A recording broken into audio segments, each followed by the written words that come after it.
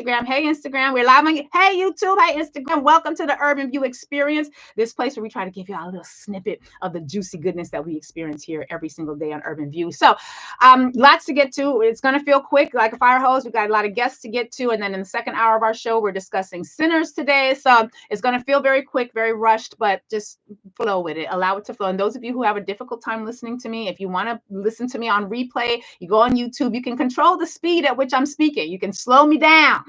So the only place you'll be able to do that is on YouTube. So let's get into it today. First things first, thank you to all of you who downloaded the most recent podcast episode of Lurie Breaks It Down. On Monday's episode, because it's Monday, Wednesday, and Friday that the podcast comes out. On Monday's episode, I broke down how today's ICE patrollers are really nothing more than a glorified 2025 We Are the World United Colors of Benetton version of this fugitive slave catchers, right? These are slave hunters. And we talked about the fact that if I kidnap you and I sell you to somebody else, whether it be an entity or another country with the prison, and then you got to, as a result of that sale, you are forced to work for the rest of your life. That's slavery. And then we talked about in that Monday episode about what it was like living under the Fugitive Slave Act for enslaved African people and for free African people, right? Because it wasn't everybody who was here who was enslaved, who was African, was not enslaved. And it's important because today's episode of the podcast picks up that conversation, because we're going to look at what happens when American citizens are visited by the slave catchers and what that looks like. We have gotten a number of reports of American citizens being deported wrongfully, which is weird because I'm old enough to remember some of y'all got really angry with me, particularly in the lead up to the election, when there was and this is not for all of the ADOS or FBA folks, because most of y'all are perfectly fine, but there is a subset of the ADOS and FBA community that's very vitriolic online, and they have sort of a mobbing mentality when it comes to seeing commentary that they don't like. That's their business. I ain't trying to tell y'all how to run your organization. I'm just saying, I know it's not all of y'all, but some of them, that subsection of your groups, they got very angry with your sister friend when I said things like, they're going to do this to Black people. And they was like, I can trace my lineage back 11 generations. Where they going to deport me to? And some people was like, I was here before the enslaved Africans, and I'm real indigenous to this. I was like, okay, hadn't heard that one before. That's interesting. You like it. I love it. But they sat in my mentions for weeks talking about how this could never happen to Americans, and we're Black Americans, and we can trace our lineage. And as I said then, they don't care about deporting, abducting, or kidnapping rules. You got people being abducted and sent to, where is it, Rwanda now, in addition to El Salvador. So child, they're going to find a place to put you. They don't care if your grandmama and them was here and you got blood and sweat and tears in these here lands. They don't care. And we're going to talk about what that looks like in today's podcast episode. So thank you to all of you who have been downloading it, sharing it, giving it 5 stars. If you ain't got 5 stars to give it, don't even worry about rating it. But if you got 5 stars, I'm here for you to receive them. So today at 2:00 is when that episode will drop. But I want to talk a little quickly about, remember that scenario I painted for y'all multiple times, a scenario I painted multiple times about what I think is going to happen this summer, because, and as we heard from Sharia Smith, who was the head of the union for the employees who are at the Department of Education, she was on the show. Was that yesterday? She was on the show yesterday, and that interview is on YouTube. But one of the things she talked about was that as one of the attorneys working in the Department of Education, specifically in the Office of Civil Rights, might not be no federal funds for your kids to go to school this summer or this fall. And we have an 18-year-old who's about to go to college. And as I mentioned before, we are concerned because it doesn't feel like the FAFSA situation is going to be there. We don't know if Pell Grant's going to be there. And as Sharia Smith, the attorney from the Department of Education, told us, she was like, listen, you can send in your applications.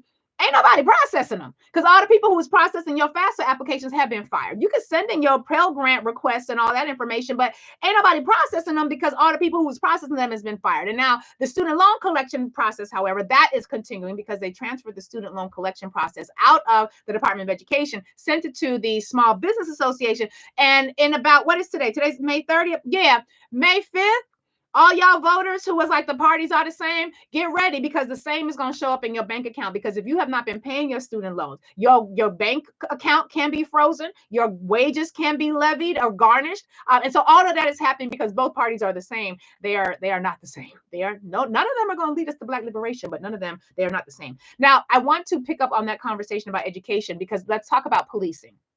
I have a concern about what's going to be happening with the police. And my family navigates the New York City streets. So NYPD is who I'm thinking about. But let me paint the picture for y'all. So remember, we talked yesterday about the Project 2025 4-part effort. We are in now day 101 of their 180-day playbook. And I think the 80th day, the 180th day puts us at about July 19th, I think is what we figured out a couple of months ago. So July 19th, by that point, that's when they determine that they will have accomplished all of Project 2025, right? That's their main goal is to have it rolled out, have it be basically set up so that it's on autopilot, and they don't really even need people in place right now, and it can just run on its own. So I painted a picture that said by the end of this school year, in June, when our kids get out of school in the Northeast, my concerns were the following. There wasn't going to be no federal Department of Education. That's happened. And as a result of not having a Department of Education, we were going to be in an environment where there was not going to be the support services over the summertime that most of our kids rely upon that come from the Department of Education, like free lunch programs, free breakfast programs,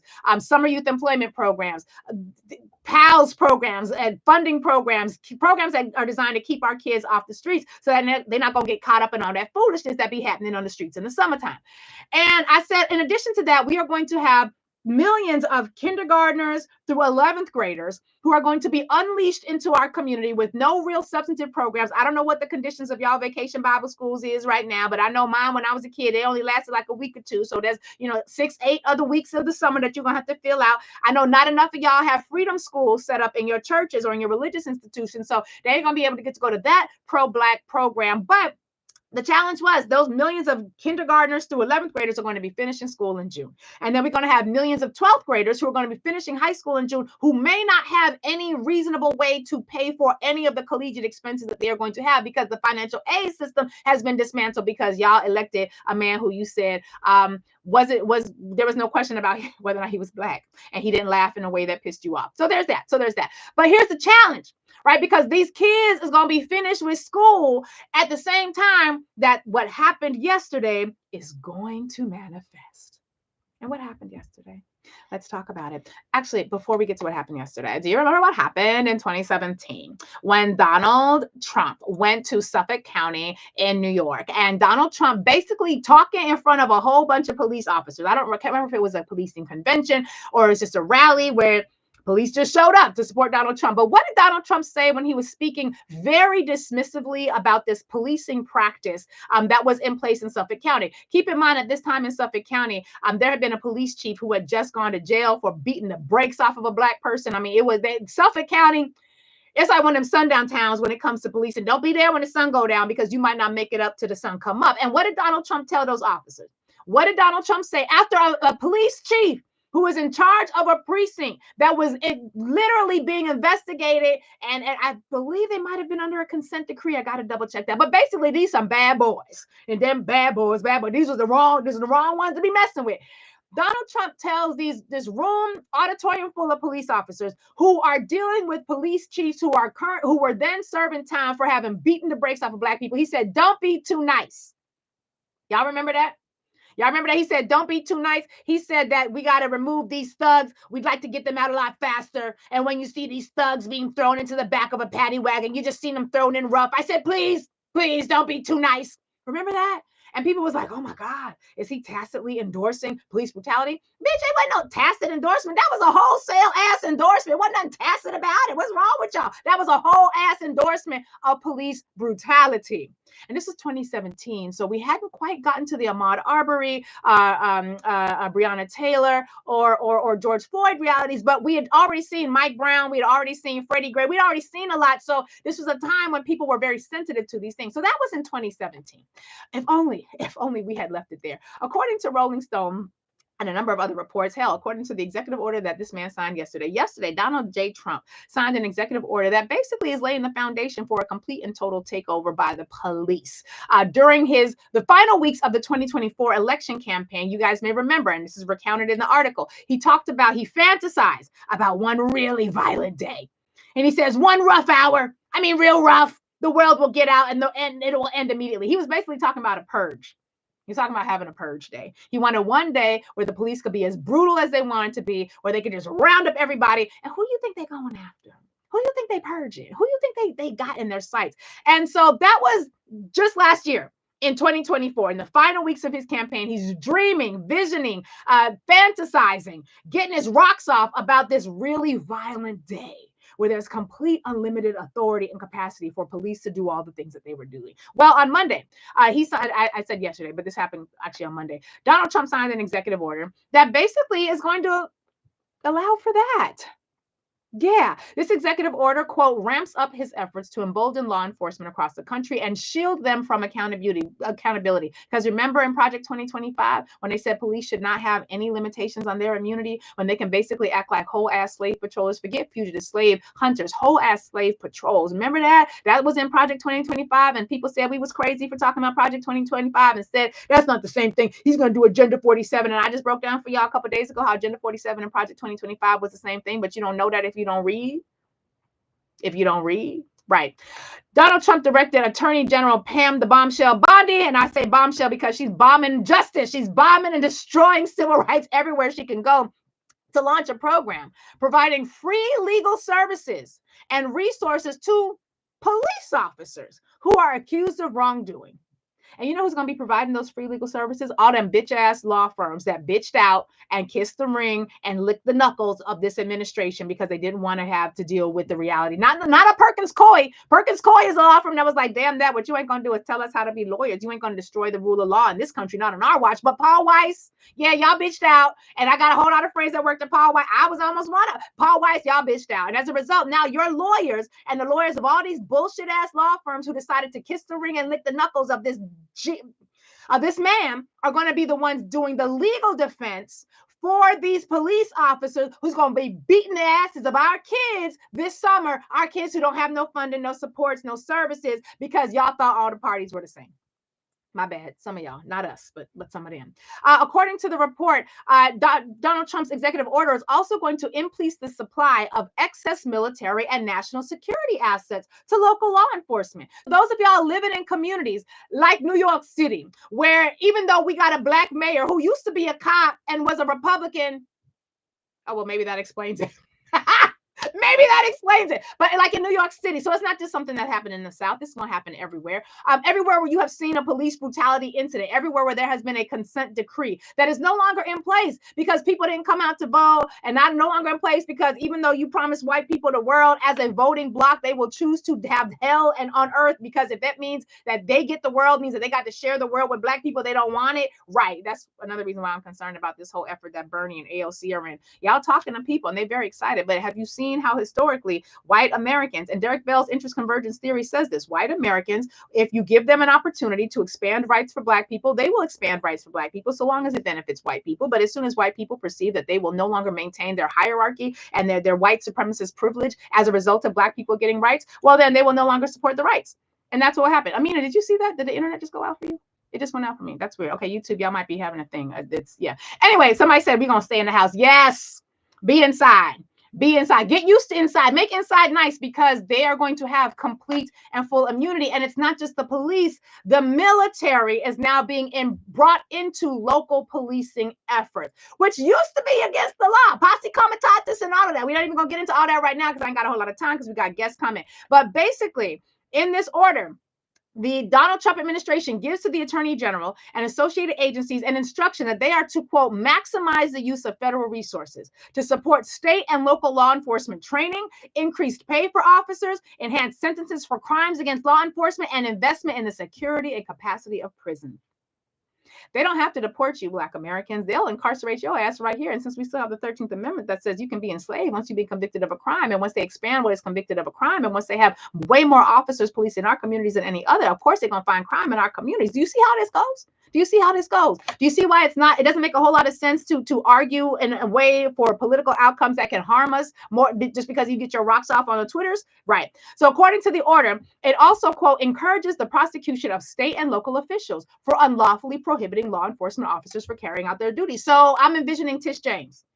God bless her and God keep her and God protect her. I'm envisioning all of the Larry Krasners out of Philadelphia. I'm envisioning all of the Eric Gonzalez out of Brooklyn, the prosecutors who are trying to be progressive prosecutors, the police officers who are trying, like Edmund Raymond, who we had on this show, trying to be good police officers. They too are going to be wrapped up, tied up, and tangled up in this. According to the report, it calls on the Justice Department, this executive order, to prosecute, quote, state and local officials. Here's where the crime is.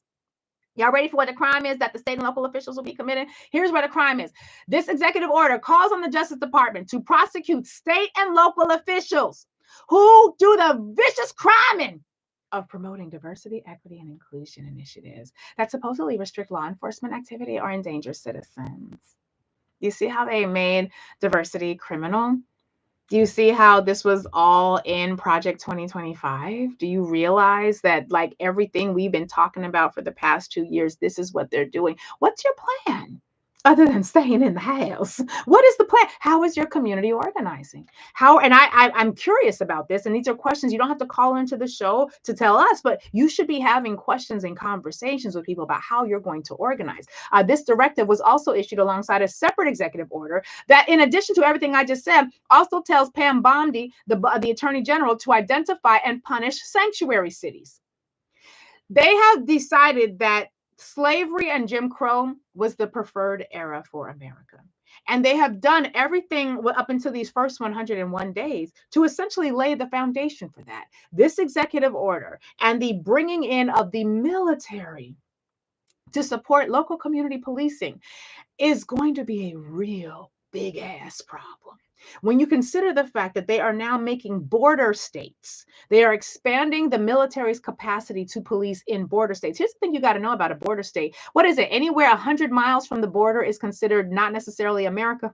And what I mean by that, I believe it's 100 miles. It might even be greater now, but at least 100 miles from any border state. You go 100 miles in.